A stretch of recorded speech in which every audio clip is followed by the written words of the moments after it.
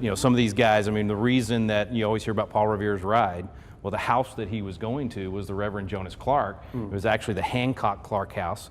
John Hancock is the president of the Continental Congress when the Declaration is signed. Well, there's a reason the British would love to get a hold of John Hancock and Sam Adams, who were both staying at that house that night. Paul Revere's trying to get to them and say, hey guys, the British are coming for you, you know, by the way. So anyway, yeah, a lot of risk there for them.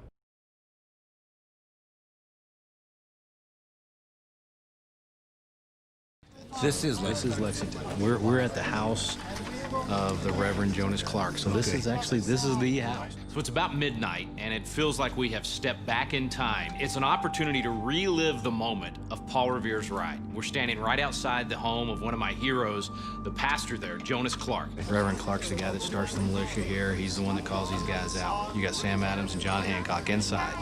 Okay, that's why Paul Revere was coming to this house. Because the British had a price on their head.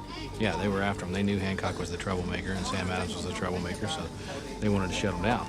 This is actually why Paul Revere was coming to Reverend Clark's house, because he was the leader in that community. He was the one that started the militia there, and he had in his home John Hancock and Sam Adams.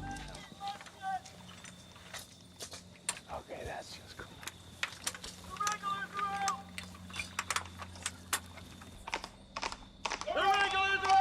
You hear Paul Revere yelling, the regulars are out, and I mean, my heart was racing. Cameron and I both were like, we've got to warn people.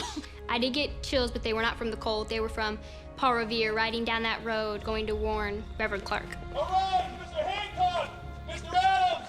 Mr. Hancock! Mr. Adams urges us at this hour. Revere, it's you. The regulars are out. Hundreds of them fully equipped.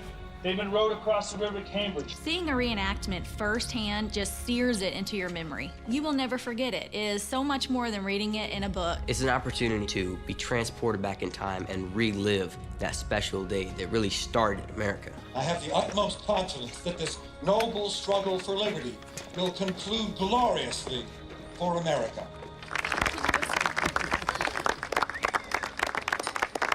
Well done, sir. That's neat.